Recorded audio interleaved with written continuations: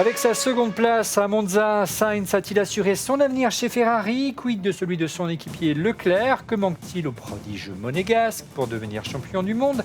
À l'instar d'un Verstappen qui écrase la concurrence, Max est-il devenu le meilleur pilote F1 de tous les temps? Cette domination va-t-elle le conduire à quitter la discipline dès 2028? Enfin, le décryptage de la crise chez Alpine.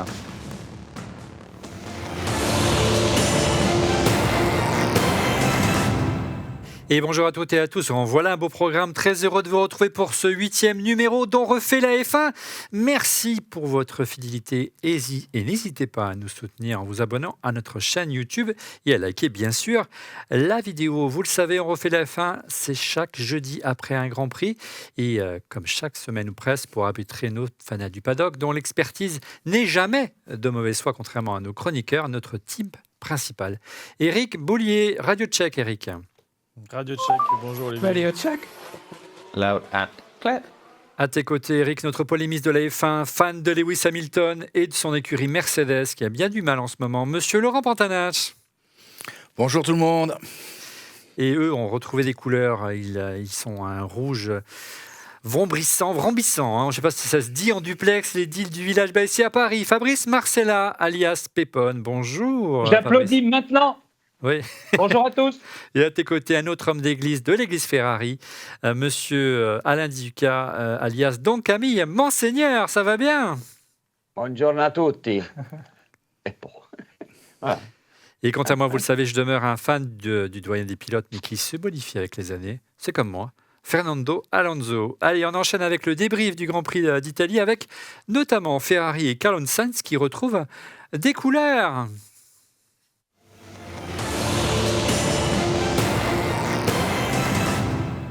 Du côté de Maranello, on souffle un immense ouf de soulagement après ce Grand Prix à domicile.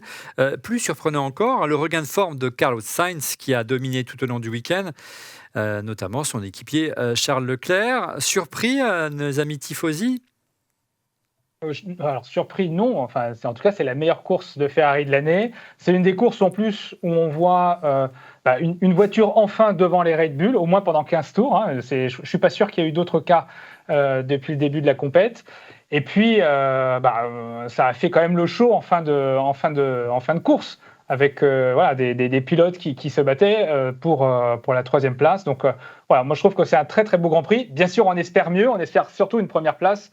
Il va falloir qu'on soit un petit peu patient encore, je pense. Donc, Camille, Solid, very solid. les cierges que tu as brûlés au fil des Grands Prix ont porté leurs fruits.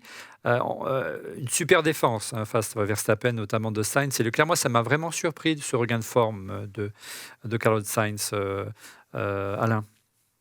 Oui, on dirait qu'il est, par rapport à Charles, où là c'est un peu on en parlera tout à l'heure, mais une petite déception quand même. Carlos a l'air serein, efficace. Peut-être parce qu'il y a d'autres discussions derrière qui vont dans le bon sens pour lui, allez savoir. Mais là, on ne le saura pas tout de suite, mais ouais, il est très bon, alors que Charles fait des bêtises. Là. Laurent... Je ne sais pas si vous savez, mais c'est grâce à Sainz que les tribunes ont été pleines. Ils ont eu beaucoup de mal à vendre leurs billets compte tenu des résultats effectivement de Ferrari. Puis suite à la pole position de Sainz, ils ont réussi à remplir les tribunes et avoir les 305 000 spectateurs qu'ils ont eu. Donc bravo également à Sainz pour ça. Les amis en plateau, Laurent et Eric, on pensait que Sainz était relégué au rôle de numéro 2. Et moins qu'on puisse dire, c'est que ce n'est pas le cas. Il n'y a pas eu des consignes d'équipe. On a même eu peur à un moment donné. Après, Sainz est quand même devant depuis le début de la saison, donc au classement. Donc, on peut le reléguer au numéro 2. Tout le monde s'accorde sur le fait que a priori, Leclerc est meilleur pilote. Il a un plus beau parcours, il a prouvé plus de choses. Mais depuis le début de la saison, c'est Sainz qui est devant Leclerc au classement. Alors, il a eu plus de chance, il a eu moins de malchance, il a fait moins mais il est devant. Donc, c'est toujours difficile, un numéro 1, numéro 2. Eric, ça relance en tout cas son avenir. Carlos Sainz au sein de la Scuderia, tu penses ? Je pense pas. Je pense que dans les plans, en tout cas, effectivement, Charles Leclerc, en tout cas, a un contrat déjà à plus long terme. Et je pense que Sainz, effectivement, comme l'a dit Alain, est un peu plus serein. Donc, effectivement, on a tous entendu les rumeurs de discussion, notamment avec Audi. Alors, peut-être que ça a avancé un peu plus vite que prévu. Tu penses qu'il a déjà signé, ça l'a libéré ? Je pense qu'au vu de la carrière de Carlos Sainz, les choix qui ont été faits, sortir de Red Bull, aller chez Renault, chez McLaren, chez Ferrari, ils ont toujours anticipé en tout cas les décisions, on le retrouve là où on ne l'attend pas. Et donc je ne serais pas surpris qu'avec Andrea Zadel chez Audi, que c'est un pilote qui est, comme tu l'as dit, il est peut-être pas le plus vite, en tout cas le plus flamboyant, mais en tout cas il est là. Il est le mieux encadré. Il a délivré, si vous vous rappelez, il a délivré chez Toro Rosso à l'époque. Il a quand même été là aussi comme un pilier de base chez McLaren quand ça allait pas. Chez Ferrari, il est là, alors que Charles peut-être se cherche un peu. Donc c'est quelqu'un. Il était chez Toro Rosso, il s'est fait virer. Il était chez Renault, il s'est fait virer. On l'a oublié aussi. Il était chez viré, où il est parti chez McLaren, mais Ricardo a pris sa place. Souviens-toi. Ouais, c'est pas vraiment viré. Il a anticipé, on va dire. Donc c'est cette capacité à anticiper. Il a plutôt cette capacité à anticiper, à rebondir. Et c'est quelqu'un en plus qui parle bien, qui présente bien, qui plaît aux sponsors, et dans le cadre d'un constructeur comme Audi, c'est important. Ouais, et sachant qu'Audi est proche de son papa historiquement aussi. Quand il était chez... pas historiquement, même en ce moment, il fait le Dakar chez Audi. Oui. Ouais. Alors les amis, qu'est-ce que vous pensez des réflexions d'Éric qui sont intéressantes, si l'avenir de Sainz est plutôt du côté d'Audi, quelle alternative à Sainz l'année prochaine du côté de Ferrari? On a vu que la rumeur Hamilton s'est éteinte puisqu'il a signé un contrat de 2 ans avec Mercedes juste avant le Grand Prix de Monza. Comme un pied de nez à Ferrari.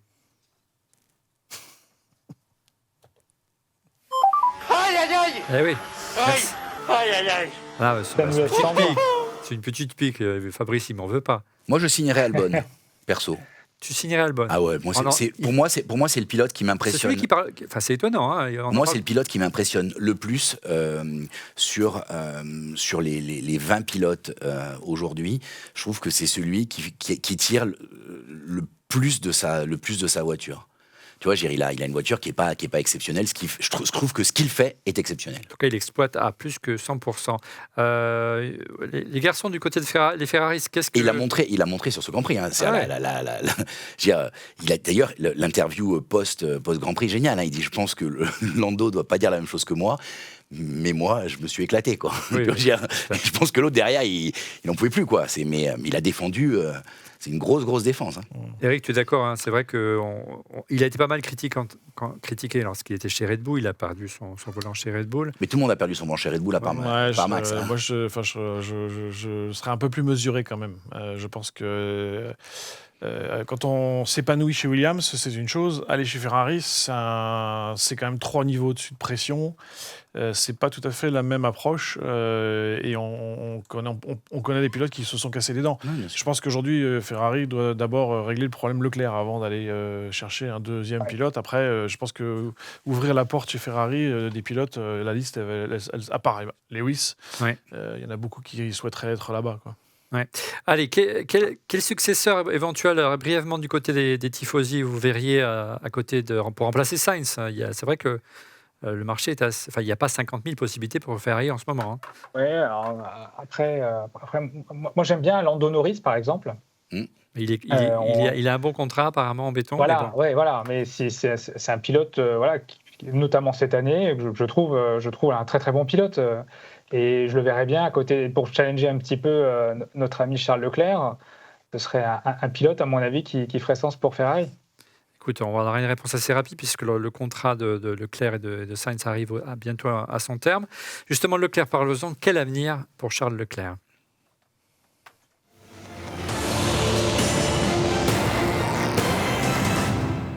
Tu le disais à l'instant, Alain, Leclerc traverse plutôt une mauvaise passe. Il a été dominé tout le week-end par Carlos Sainz. Et on peut même penser que sans DRS, Alain, il aurait perdu le contact avec son coéquipier.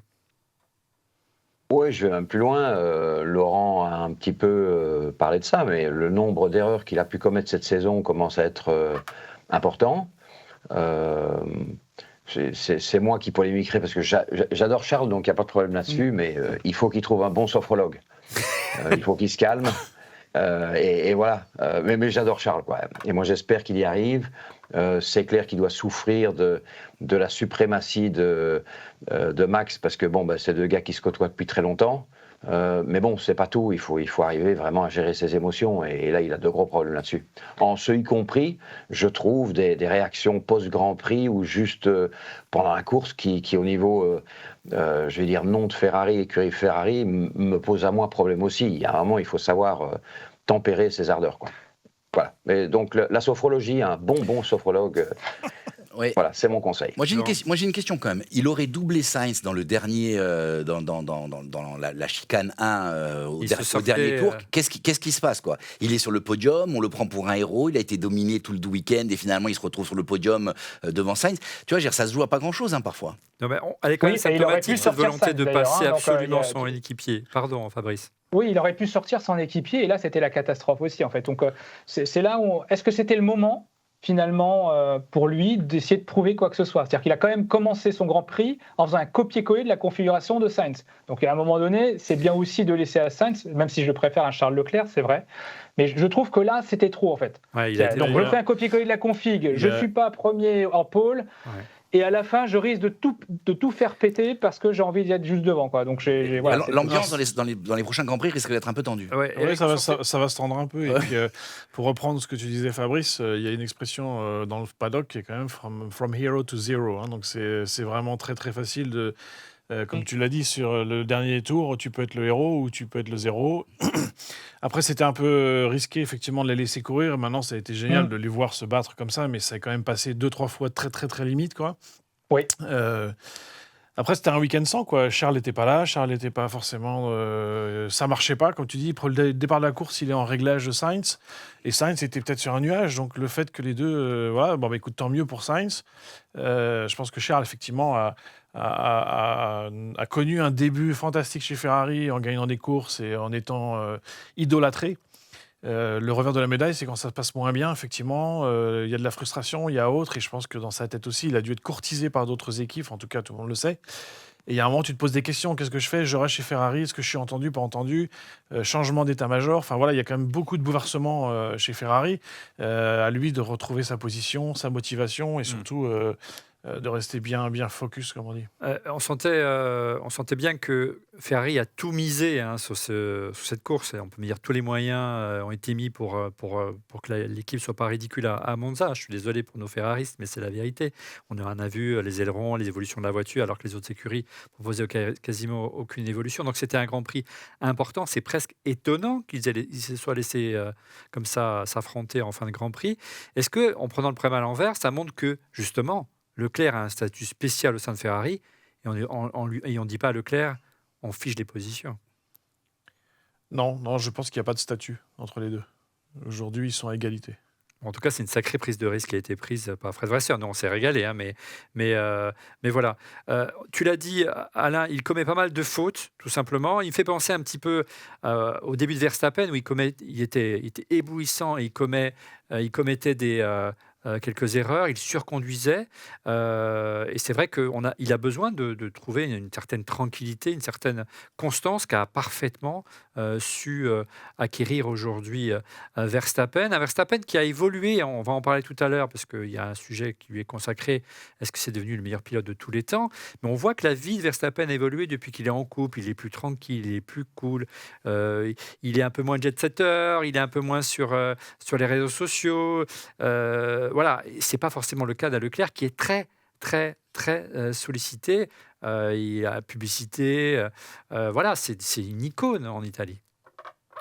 Oui, c'est devenu un influenceur. Ah bah voilà, la pub effectivement que j'ai vue sur les chaînes italiennes également. Mais voilà, c'est devenu un influenceur. Enfin, c'est attention à pas tomber et devenir le Nabila de la Formule 1, quoi. C'est pas possible. C'est à un moment donné, on comprend pas pourquoi il se concentre pas sur les courses.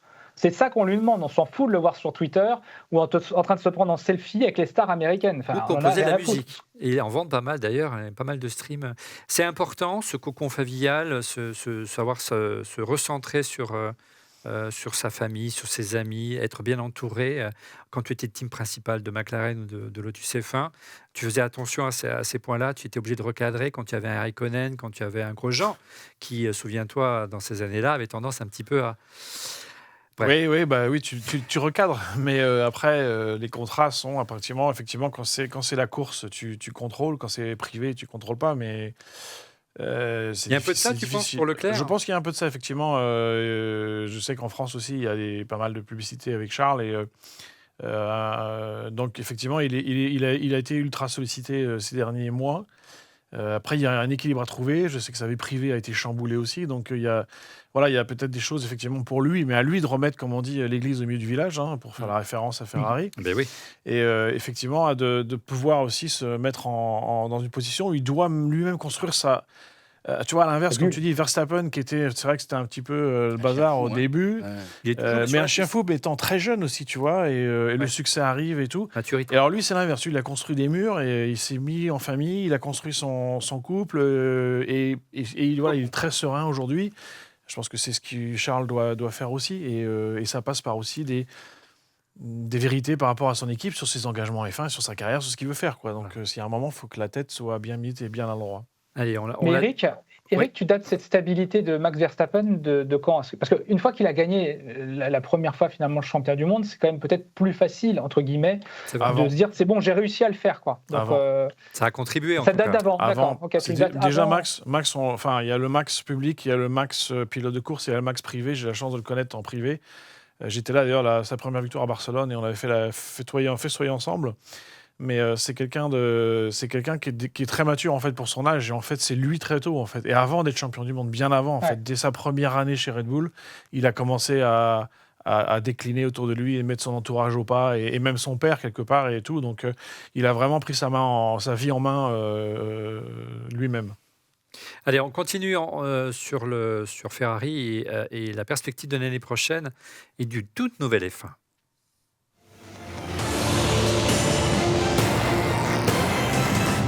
Je le disais tout à l'heure en préambule, rien espéré cette année pour Ferrari, et à Monza était vraiment l'unique chance de remporter à la régulière une victoire, Eric, cette année. Ils ont tout misé sur... Ouais, ils avaient tout misé, mais c'est une stratégie que certaines équipes appliquent de temps en temps, en tout cas appliquaient. C'est le Grand Prix national en plus pour Ferrari, mais effectivement sur des tracés particuliers où on développe un kit aéro particulier comme Monza ou Spa ou d'autres circuits, on mise un peu sur ça pour essayer de sauver son année, si je puis me dire ça. Mais oui, ils ont fait la pole. Après, en rythme de course, ils n'étaient pas là encore. Maintenant, ils sont sur le podium. Donc, au moins, ils ont eu un step en avant. Ils sont allés chatouiller Red Bull. Donc, c'était bien. Mais ça veut dire que ça ne va pas forcément se confirmer dans les prochains Grands Prix. On verra. Parce que on verra. Je sais qu'ils ont un Grand Prix Monza est très typé. Vous l'avez bien compris. Oui, très typé. Oui. Mais après, je crois qu'ils disent tous on a compris des choses sur la voiture. À Singapour, ce sera mieux. Enfin, c'est toujours la promesse du Grand Prix d'après. Mais on verra. Voilà. Laurent. Sur le plus long terme, on sait que Ferrari a annoncé qu'il allait totalement changer de philosophie de voiture l'année prochaine. Mais bon, ils changent tous. Ils sont vraiment dans l'impasse cette année. Tous, ils changent de philosophie de voiture. Ils lancent tous la photocopieuse de la Red Bull. C'est ça la prochaine Monaco, Ferrari. non, mais depuis Monaco, où on a le... Non, mais depuis Monaco, où on a vraiment la photo du fond plat, là, ça y est, il n'y a plus rien. Tu vois, à l'extérieur, il l'avait. À la limite, les surprises, c'est quand Red Bull sort une nouvelle évolution. Les gars, ils se disent, merde, il faut repartir sur la planche, parce que c'est deux évolutions. Non, quoi, tu vois, ils sont toujours en retard, parce que c'est le problème. Quand tu es en retard, Red Bull dit, mais on ne comprend pas que les gens ne comprennent pas notre valeur ajoutée. C'est pas compliqué, notre DRS. Ils ne comprennent pas comment les autres ingénieurs n'arrivent pas à copier. C'est le petit jeu, mais je veux dire, après, tu vois Aston Martin qui est là au début de la saison parce qu'ils ont la philosophie Red Bull. Ouais. Tu vois McLaren qui copie Red Bull et qui, du coup, se retrouve aux avant-postes. Évidemment qu'ils vont tous faire la même chose. Bon, on voit que c'est plus compliqué. Ça a toujours été ça. Alors, les Ferraris, qu'est-ce que vous en pensez de votre côté? L'avenir, c'est copier Red Bull, c'est copier ce qui marche plutôt qu'aller essayer de chercher des solutions qui soient 100% italiennes. Ouais, il n'y a pas trop le choix. Le problème, c'est qu'on aura quand même du retard. C'est ce que tu disais, Eric. C'est-à-dire que oui, on va copier l'édition 2023. Et voilà, donc la version 2024, elle aura forcément évolué. Alors, il faut trouver la fonction. C'est ça qui est compliqué, effectivement. Donc, sacré challenge pour Fred Vasseur pour l'année prochaine. Cette année, il semble assez tranquille. On va commencer vraiment à l'embêter, je pense, l'année prochaine. Ce sera véritablement sa voiture et sa stratégie pour l'année prochaine. Assez pas de Ferrari, on va parler maintenant de Verstappen.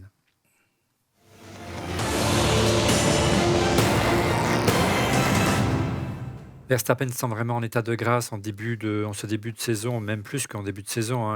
On peut se poser même la question, c'est ce qu'il n'est pas devenu le meilleur pilote de tous les temps. 10 victoires d'affilée en F1, c'est historique. Une de plus que l'année magique de Vettel, qui était déjà éblouissant. On met en avant qu'il dispose, et on est les premiers, Laurent et moi, à critiquer le fait qu'il dispose d'une voiture exceptionnelle, mais il faut bien reconnaître que son pilotage est tout autant, Laurent. Moi, je le trouve très, très, très impressionnant. Et on parlait, tu le disais tout à l'heure, c'est vrai qu'il avait un peu ce côté chien fou. Même l'exemple, c'est pour moi, c'est Monza où il monte sur le toit d'Hamilton. Hein, ça arrive plus, quoi. Il aurait pu lui faire très mal, hein, cette année. Oui, tout à fait. Mais je reviens pas là-dessus. Ce que je veux dire, tu vois, pour moi, c'est les dernières erreurs, c'est les dernières grosses erreurs de Verstappen. Et derrière, maintenant, il est vraiment impressionnant. Il est même serein, quoi. Tu vois, il est tellement en osmose avec la voiture, il est tellement à l'aise. Et je pense que le gars, il est triple champion du monde, hein, dans quelques heures. Hein. Il faut remettre les choses. Hein. Sauf terrible accident, il n'y a aucune raison qu'il ne le soit pas. Tu vois. Il peut être champion du monde constructeur à lui seul. C'est fou, hein. C'est marquer assez de points pour que finalement. C'est terrible pour Pérez.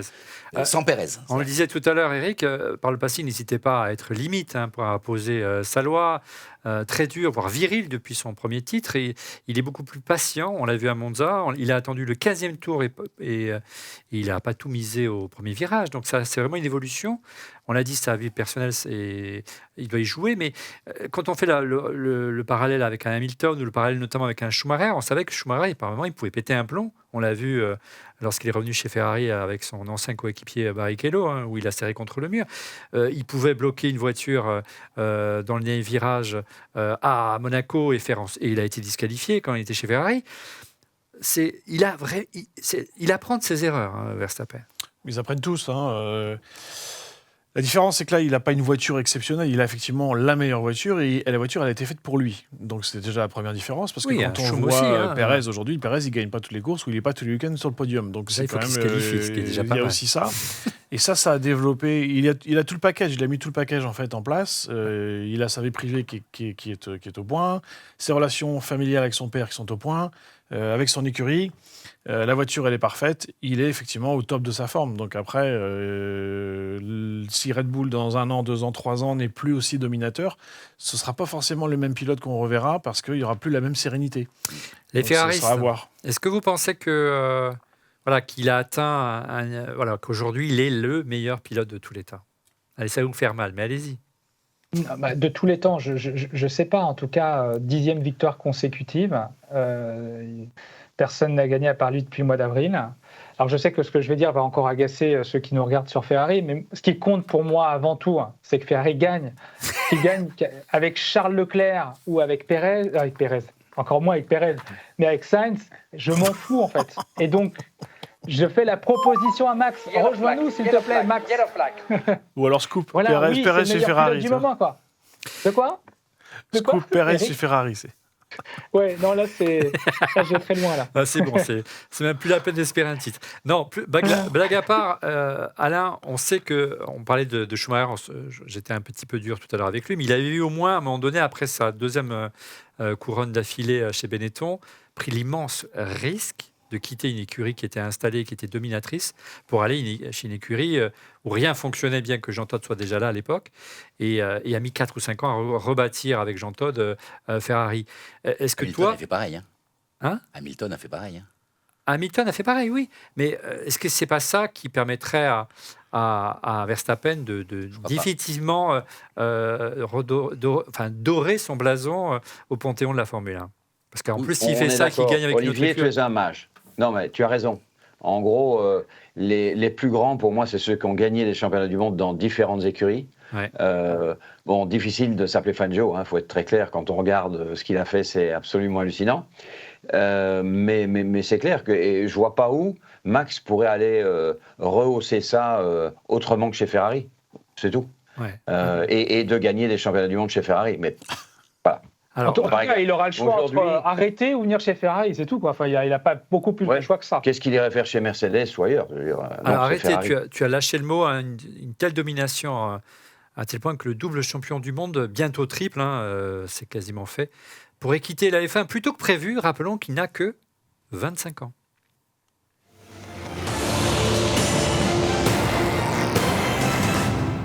Verstappen restera-t-il en F1 ? La question peut paraître stupide, mais à plusieurs reprises, Max a laissé entendre que sa carrière en F1 n'allait pas s'inscrire dans la durée, à l'instar d'un Alonso ou d'un Hamilton. Son contrat avec Red Bull court jusqu'à la fin de la saison 2028. Et entre-temps, une nouvelle réglementation moteur va arriver en 2026. Et le pilote néerlandais se plaint beaucoup cette saison que la saison est longue, qu'il y a de plus en plus de courses sprint, qu'il y a des changements de qualification et énormément de sollicitations marketing.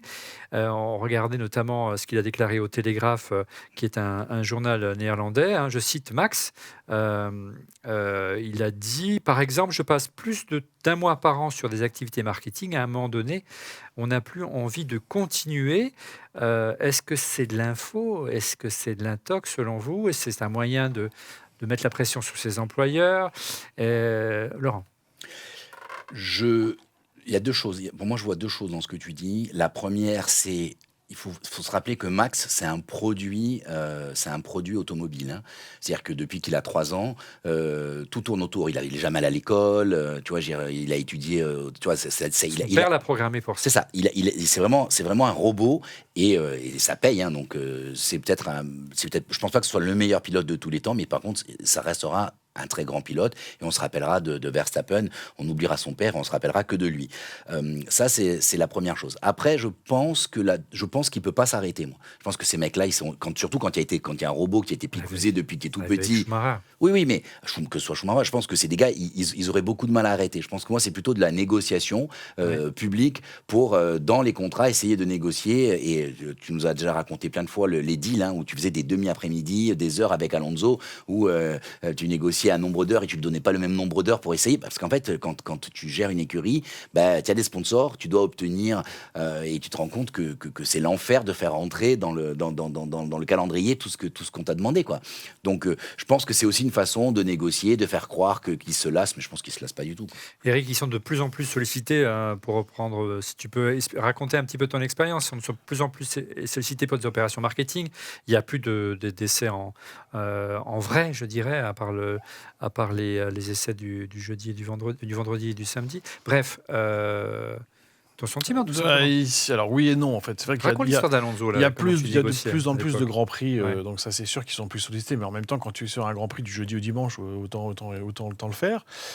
Après, oui, la F1, je crois, a signé 49 nouveaux sponsors l'année dernière, en 2022.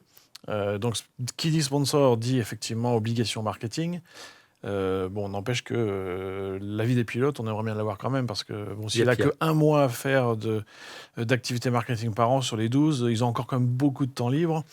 Ils ne sont pas aussi, si je peux me permettre le mot, exploités que la NBA, que le football, donc il y a quand même... je pense que c'est un peu plus la complainte. Après, il y a deux choses avec lui. C'est vrai que depuis l'âge de 3 ans, sa vie tourne autour des circuits. Donc je pense qu'il peut avoir une certaine lassitude à 25 ans qu'un pilote, on va dire, plus classique, entre guillemets, aurait à 28 ou 30. Ouais. Je pense que c'est un petit peu la complainte de celui qui domine tout aujourd'hui, qui vit dans sa bulle. Une bulle qui lui sert, hein, puisqu'il gagne tout. Il fait record après record. Donc c'est plutôt la complainte de celui qui est bien établi. Mais demain, s'il arrête la F1, il va lui manquer quelque chose, puisque effectivement, depuis l'âge de 3 ans, c'est sa vie. Donc, je pense pas qu'il va s'arrêter. Citation d'Helmut Marko, hein, le patron de la FIA Red Bull, qui est assez intéressante. Hein, il ne dément pas. Je comprends ce qu'il veut dire. N'oublions pas qu'avant chaque course, il doit faire au moins un jour en simulateur, ce qui n'est pas le cas de tous les pilotes. On en parlera avec Eric.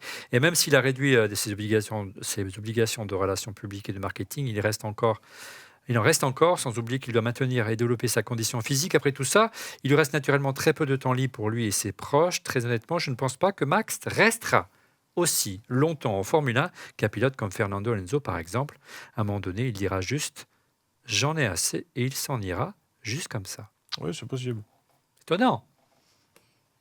Ouais, non mais encore une fois, il n'est pas aussi accro. Regarde Alonso. Non, je pense qu'il a. Alonso, c'est l'exemple. Pardon, Laurent, c'est l'exemple opposé. Tu nous la racontais, Eric. Alonso, il mise tout sur sa carrière.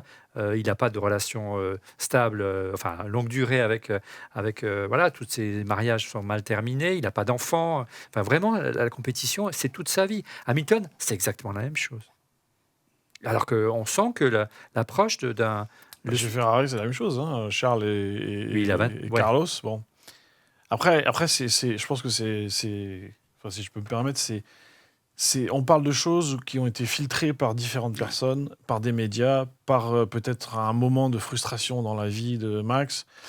Je pense que c'est ce genre de décision, tu la prends pas à la légère déjà. Et je pense que même lui doit voir venir sur plusieurs années avant de la prendre. Donc qu'il reste pas en F1 jusqu'à 42 ans, c'est possible. Oui, comme beaucoup. Parce que Alonso, quand il a commencé, il y avait 14 Grands Prix par an. Là, il y en a 24 déjà. Donc c'est vrai que c'est usant. Donc après qu'il a envie d'arrêter à 35, pourquoi pas. Mais enfin, sur le compte de Max, ce ne sera pas la même chose que les autres. Donc il pourra aussi se le permettre. Allez, on enchaîne. Notre inconnu, tant à court qu'à long terme, c'est bien sûr l'avenir d'Alpine. Il va être court ce chapitre. Ouais. Bon, on vous laisse. Est-ce que l'écurie Alpine peut rebondir? Zéro pointé à Monza. Les joies du podium de Pierre Gasly aux Pays-Bas a été due à la pluie, vraiment au talent du pilote, on peut dire ça. Guillaume n'est pas avec nous cette semaine, mais on peut dire ce qu'on veut alors. On peut comprendre. Hein. Il avait du mal à défendre Gasly. Il avait du mal à défendre Alpine surtout. Non, mais ça m'a fait plaisir pour Gasly. Ça montre vraiment qu'il a un potentiel énorme, ce pilote. Mais quel est le mal dont souffre Alpine? Souvent, l'écurie Alpine met en avant le déficit moteur, Eric. On l'a vu à Monza, le moteur c'est important. C'est étonnant parce qu'on entendait dire qu'ils avaient tout misé ces dernières années sur le moteur, quitte à ce qu'ils soient moyens fiables. Et aujourd'hui, il aurait 20 à 35 chevaux de déficit, aurait déclaré l'ancien team principal Schaffnauer. Et du coup, j'ai le moteur, Alpine demande une dérogation. Est-ce que quelque part, Eric, toi qui connais cette écurie, tu as dirigé une Stone qui était du temps de Lotus, qui était déjà la même écurie, est-ce qu'il n'y a pas un mal plus profond, Eric? Plus profond, je pense que c'est plutôt un mal plus horizontal, on va dire. C'est-à-dire qui touche tout un tas de domaines. Donc le moteur est peut-être pas le meilleur, le châssis est définitivement pas le meilleur. Et aujourd'hui, ils n'ont pas forcément la bonne dynamique. Et donc il y a tout à reconstruire, malheureusement, chez Alpine. Donc on a vu le départ de Laurent Rossi, le départ de Schaffnauer, de Perman, de Freig. Perman qui était là depuis c'était que le dernier. Voilà, depuis Benetton, je ne sais pas si ça fait des années. Et tu m'as toujours expliqué qu'il y avait d'un côté le pôle moteur à Viry-Châtillon et de l'autre le pôle châssis à Edgestone. Est-ce que cette organisation doit être mise en cause? C'est-à-dire qu'à un moment donné, il doit y avoir une tête... Non, ça doit être géré différemment. Regarde, Honda et Red Bull, et j'en parle en connaissance de cause, ça marche très bien. Et Honda est au Japon. Ça n'a pas été simple. Je le sais que ça n'a pas été simple, puisque la mise en place a été compliquée. Justement. Quand le moteur avait un problème et qu'il devait repartir au Japon pour être inspecté et revenir en Angleterre, tu perdais une semaine dans la vue. Parce qu'à ce moment-là, c'était encore plus compliqué, parce qu'il y avait des problèmes. Mais quand la machine fonctionne et roule, ça fonctionne très bien. Après, il y a une dynamique. Viry et Enstone travaillent depuis maintenant 20 ans, 30 ans ensemble. Donc, il y a quand même des moyens aujourd'hui technologiques en plus qui permettent de travailler mieux. Après, c'est plein de choses. C'est l'impréhension de la culture anglaise, l'appréhension de la culture enstonienne, je l'appelle, parce que Enstone, en plus, a sa propre culture. Et puis, avoir des Français chez les Anglais, des Anglais chez les Français. Il faut arriver à faire fonctionner tout ça sur un mode, je dirais, culturellement et opérationnel qui soit apaisé, comme ça. Ils ont gagné dans le passé en étant Benetton, ils ont gagné en étant Renault. Ils ont gagné des courses à l'époque avec Lotus. Ça marche, mais ça demande un management spécial, une intention particulière. Et n'en déplaise à Luca Di Meo, c'est un projet en F1, ça met des années. C'est un microcosme particulier, d'autant plus qu'Enstone est basé dans la Motorsport Valley autour d'Oxford. Si vous voulez attirer les meilleurs ingénieurs, il faut que les ingénieurs croient au projet. Tant qu'ils n'y croient pas, ils ne viendront pas. Et ceux qui y croyaient maintenant sont partis. Je ne parle pas de ceux qui ont été sortis. Donc, du coup, à chaque fois que tu fais ça, il faut redémarrer un cycle de 5 ans. Et 5 ans, stabilité, bien parler, un projet, une vision, et faire en sorte que Enstone et Viry se parlent de manière honnête, et s'accordent sur des objectifs qui soient réalisables en fonction de l'argent, en fonction des budgets, et aussi en fonction, je dirais, de ce qui se passe aujourd'hui. Donc, on doit aussi être flexible, adapté. C'est un travail aujourd'hui. Bon courage à ceux qui vont le faire, parce que c'est un travail de longue haleine sur plusieurs années avant de revoir Alpine devant. Voilà, je suis désolé, je le dis crûment, mais c'est très compliqué. Et ça prend du temps. On peut comprendre la patience tout de même de Luca Di Meo, parce que Renault est revenu officiellement en Formule 1 depuis pas mal d'années maintenant, qu'il y a eu différentes teams principales, et que finalement, en termes de résultats, il n'y a pas grand-chose, si ce n'est quelques podiums et une victoire historique, celle d'Ocon, justement, il y a 2 ans. Et quand on voit les progrès qu'a fait si rapidement un McLaren, je pense que Di Meo doit se dire quand même, il y a des choses à faire. Ben oui, mais il y a une différence, c'est que McLaren, ils ont un groupe stable plus ou moins depuis maintenant 4-5 ans. Donc Bien que le team principal soit parti l'été dernier. Oui, mais c'était une personne. Mais le groupe lui-même est resté le même depuis maintenant plusieurs années. Donc ça commence à payer d'avoir les mêmes personnes qui travaillent avec... Parce que tout est dans le détail, tout est dans l'attention au détail. Et donc aujourd'hui, Alpine, ils ont tout changé là. Là, tu repars de zéro. Donc là, ça va prendre des années à reconstruire, Eric. Voilà, je ne suis pas magicien, mais je peux te garantir que ça va mettre un peu de temps. Oui. Les Ferraris, regardez cette rumeur. Selon le site motorsport.com, Luca Di Meo, le grand patron du groupe Renault, songerait à recruter un ex-grand nom du paddock, Mattia Binotto, que vous connaissez bien, poussé à la démission chez Ferrari fin 2022, après 4 saisons à la tête de l'équipe. L'Italien a 53 ans, donc il est encore jeune, et il n'arriverait pas seul, avec pas mal d'anciens de Maranello. Est-ce que ce ne serait pas l'homme de la situation pour former un tout nouvel organigramme de la marque française, les amis? J'en sais rien, mais une chose est claire, que, comme dit Eric, ça met du temps, et on oublie parfois, même en tant que ferrariste, le temps qu'il a fallu à Jean Todt pour y arriver. Après, ça a fait une série de championnats du monde, mais il n'y est pas arrivé en 2 ans. Il a fallu beaucoup plus que ça. Donc, il faut laisser le temps à des gens en qui on a confiance, qui ont le niveau pour structurer l'équipe et stabiliser l'équipe pour arriver à faire fonctionner le projet. Après, Binotto, il apprend sûrement de ses erreurs aussi. Oui. Donc, quand il arrivera chez Alpine, il arrivera effectivement avec son expérience Ferrari, bonne et mauvaise. J'entends en plus dans ce que tu dis. J'entends dans ce que tu dis qu'il vient en plus avec une équipe. Voilà, y a-t-il d'autres Il a dit non, hein. Il a dit non, c'est ça? Non, il a dit que ça se ferait pas. Mais bon, après, tu sais, ça fait partie de la négo. Hein.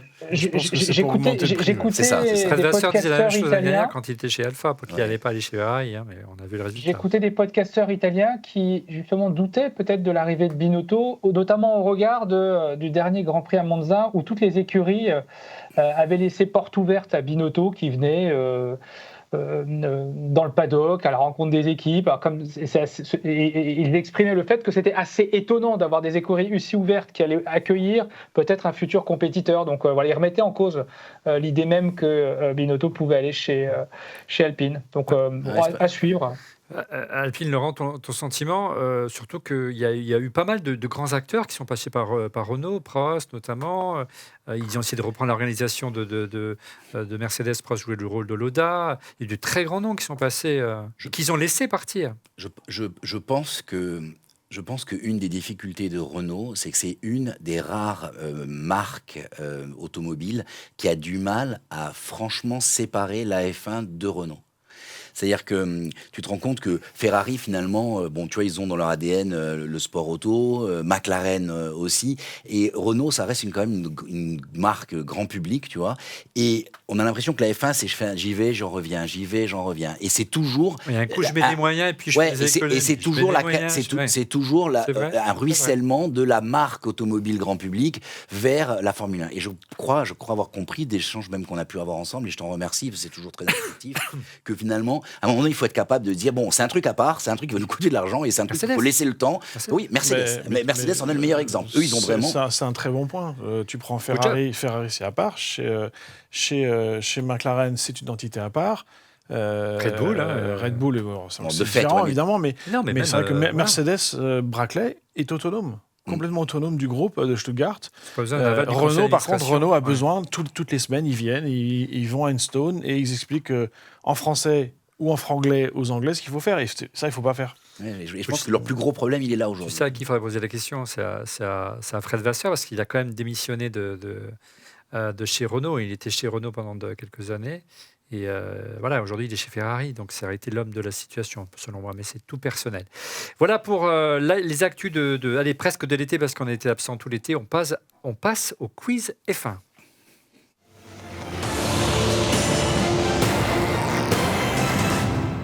Elles sont là, les questions. Ils sont prêts à tout, mes chroniqueurs, pour essayer de les avoir avant.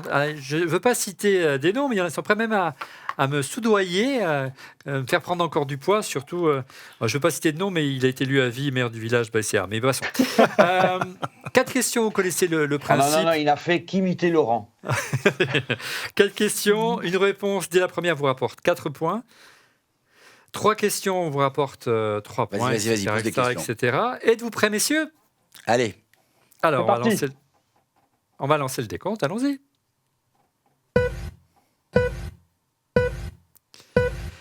Alors, c'est un pilote.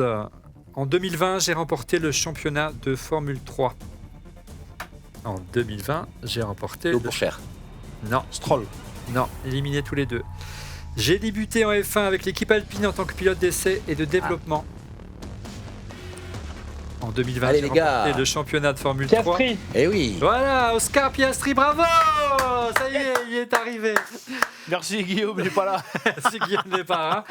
Et il marque donc 3 points. Fabrice, tu vois, c'est pas besoin de me soudoyer.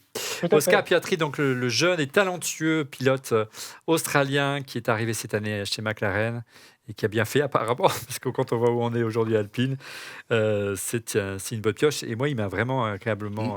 Enfin, il m'étonne, Ouais. ce pilote. Il a une maturité Ouais. rare, hein, Eric. Ouais, non, puis il a un très très grand talent. Et puis surtout, il a un record personnel, c'est qu'il est champion de FRECA, ce qu'on appelle la Formule Renault Alpine. Champion de F3, champion de F2 dès sa première année. Donc c'était jamais arrivé ça. Et c'est pour ça qu'il est arrivé même trop tôt en F1. Mais bon, il est bien entouré. Puis là, en tout cas, il démontre qu'il a le talent nécessaire pour être en F1. Alors, un pilote, encore une fois, soyez attentifs, messieurs. Je suis le fils d'un pilote de Formule 1 prénommé Yann. Verstappen. Non, Yann. Yos. Là, merci. C'est Jos. Yos. C'était Yos Donc qui a- Alain c'est est Yann. éliminé. J'ai débuté dans la même écurie que mon père, Magnussen. McLaren, en 2014. Kevin Magnussen, c'était ton père. Père le... Ah Eh oui, C'est Yann Magnussen. Ouais. Ah. Lors de mon tout premier Grand Prix, je termine sur le podium. Je suis un pilote danois et je cours pour Haas. Il s'agit bien sûr de l'indépassable Kevin Magnussen. Indépassable. Un autre C'est pilote. clair. Alors, attention, je pense que ça va être peut-être un concours de rapidité. J'ai été couronné champion de Formule 1 dans les années 80. Il faut prendre du risque. Hein. On n'a pas eu 100 000 dans les années 80. Hein. Donc, j'ai remporté le championnat du monde de Formule 1, mais je n'ai gagné qu'une seule course cette année-là. C'était Rosberg. Keke Rosberg, magnifique, monseigneur, bravo. Je suis originaire de Finlande, le magnifique Keke Rosberg, et mon fils est également devenu champion du monde Pas de mal, Formule 1. Bravo. Ah non, c'est Exact. bien. Je suis fier de toi, mon pépone. Bon, des Camillo. Mon Don Camillo. Oui, autant pour moi. Une Ouais, écurie, il s'attend de- messieurs. il Une comprend écurie. rien, Donc pour mais l'instant, c'est au niveau du score, la régie, ça donne quoi? Alors, 3 pour Alain, 3 pour Eric et 3 pour Fabrice. C'est serré. Donc voilà. Une écurie. J'ai été fondée en 1977 et cette écurie, bien sûr, est basée au Royaume-Uni. Il y a quelques-unes. Ben oui, mais en 117, il y en a moins. Il faut prendre un risque. Ah ouais, non, pas maintenant. Laurent, tu peux jouer, tu as le droit. Elle a remporté plusieurs championnats du monde des constructeurs et des pilotes pendant les années 80 et 90. Brabham. 90. Ouais, non. Tu as répondu. Williams. Oui, magnifique. Il revient du diable au vert, l'ami. Non, il me fait plaisir, l'ami Laurent. Mais je pensais que c'était créé avant en fait. Ouais, c'est moi aussi, 77 qui m'a Ouais. Mais après je me suis dit il a eu du mal au début. Les couleurs il était, emblématiques de cette équipe étaient souvent les couleurs blanches, bleu et jaune, les fameuses Martini. couleurs. Ouais. Alors, bien après, mais avant, c'est les couleurs de Mansell et de Prost. Vert et beige. Ouais. Et il porte le nom de son fondateur prénommé Frank Williams. L'écurie Williams, donc égalité totale entre Laurent, entre Fabrice et Eric. Attention, avant-dernière question. Alors, je vous aide. Un ancien patron d'écurie. Avant de diriger mon écurie, j'ai travaillé pour plusieurs grandes écuries de Formule 1 comme Ferrari. Prendre un risque. Ross Brown. Il a pris le Bien risque. joué. Mon écurie a bien joué. Bravo, good job. Le Mont. Ouais, vas-y, Sous ma good direction job, technique, good. Michael Schumacher a remporté plusieurs titres. J'ai possédé ma propre écurie de Formule 1. Solid, very solid. J'ai remporté le championnat du monde 2009. C'est quand même un parcours assez étonnant, ce garçon. non, Eric, c'est- en c'est quelques mots. C'est quelqu'un d'exceptionnel en plus. Quand tu le côtoies, il est extrêmement humble, extrêmement réfléchi comme personne. Extrêmement malin, évidemment, Eh ben, oui. parce que plein d'anecdotes avec lui, mais quand j'étais encore en GP2 à l'époque, si tu veux, je l'avais croisé avec Charlie Whiting dans les bureaux et tu comprends plusieurs choses à ce moment-là. Et bon, ça, je regarderai le reste Mais pour moi. non, tu dis trop, pas mais assez. non, mais c'est quelqu'un qui était extrêmement malin, qui a influencé énormément la F1. On a vu avec l'affaire Brown, si je peux l'appeler comme ça, où il a réussi à convaincre l'FIA au dernier moment de changer la réglementation, en tout cas dans le sens où lui voulait avec les fameux double fond plat. diffuseur, ouais. Non, double diffuseur, ouais. Et Accepter voilà, de mettre en un même moteur temps, Mercedes. voilà, il Il était convainc champion Honda du de vendre monde. l'écurie $1, €1 symbolique, quoi. C'est un truc de dingue. Champion du monde et plus le budget pour un an. Le je budget. dis pas. Et derrière, le revendre à Mercedes, C'est ça le plus important. Centaines de millions de dollars. Non, pas tant que ça, mais bon, Quand même. ils s'en sont bien sortis en tout cas. De quoi vivre une retraite tranquille et voilà. Mais bon, c'est quelqu'un qui a quand même changé la F1, qui a été champion du monde avec Benetton, champion du monde avec Ferrari, champion du monde avec sa propre écurie. Benetton assez Oui, bah oui, non, mais c'est ce que je dis. Il est assez malin. Voilà. Après, on va c'est pas malin, rentrer limite, dans les détails, mais il c'est vrai que exploite bien quelqu'un qui en tout cas aura marqué la F1 de manière significative et on peut que respecter le monsieur, quoi. C'est clair. La régie, ça fait quoi alors? Eric devant. 7 pour Eric, il est devant. Donc là, pour revenir, les amis, il faut prendre un risque dès la Heureusement première que Guillaume question. n'est pas là. Alors attention, c'était un grand patron de la Formule 1. J'ai été président de la Fédération internationale du sport automobile, FISA, dans les années 80. Todd. Non, dans les années 80, laissez-moi finir. Bah, mais c'est le but. Mais non, Max Mosley. non, tu es éliminé. J'ai signé les accords Mais non. Ah bah, Balès. J'ai gagné. Jean-Marie Vallès. Bah voilà, donc on la comptera pas. J'ai signé les accords Concorde, je suis français et durant la rivalité Prost-Sénat, on m'a reproché davantage mon compatriote. Jean-Marie. Je suis français durant la rivalité Prost-Sénat, on m'a reproché d'avantager mon compatriote. C'était assez criant quand même à l'époque. Moi qui étais pro-Prost. Ouais, c'était effectivement, c'était pas très fin, on va dire. Voilà. Et j'ai été Olivier, remplacé par Max Faut que t'arrêtes Mosley avec- comme président de la Olivier, FIA en faut que t'arrêtes 93. avec tes questions de boomer là. Comment, Ah non. comment tu veux qu'on réponde à ces questions Non, mais quoi attends, Jean-Marie Alors, Vallès. c'est vrai que c'était bien basé sur les Non, années mais 80 même 70. ChatGPT, là, ouais. il les connaît pas, quoi. C'est pas Ah, possible. il tape les questions sur ChatGPT, je crois pas. Il essaie de... Bon, écoutez les amis, vous ferez mieux la dernière fois et vous pouvez vous rattraper tout de suite avec les pronos de Singapour.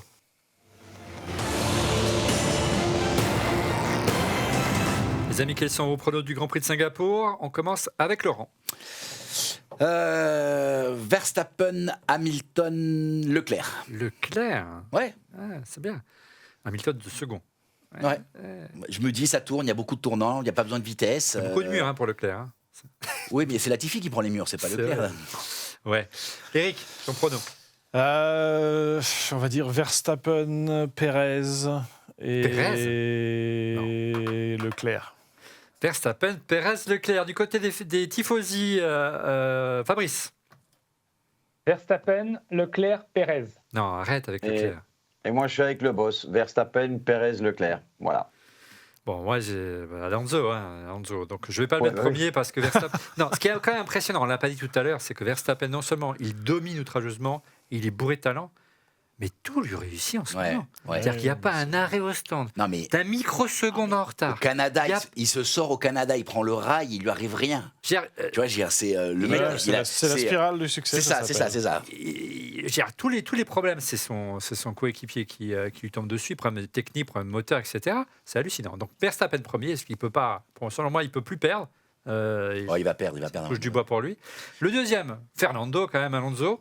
Et le troisième, faire plaisir à Laurent, mais je pense que c'est un Grand Prix qui lui va bien.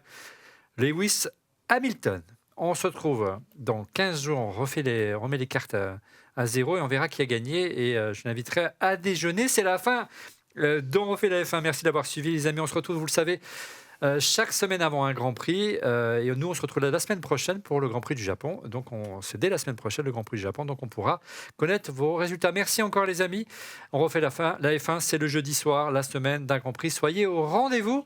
Et n'oubliez pas, pour être prévenu en temps réel de la mise en ligne de l'émission, je vous invite à vous abonner à notre chaîne en cliquant sur le petit bouton. Et n'oubliez pas de cliquer sur le petit pouce. On compte sur vous. À la semaine prochaine.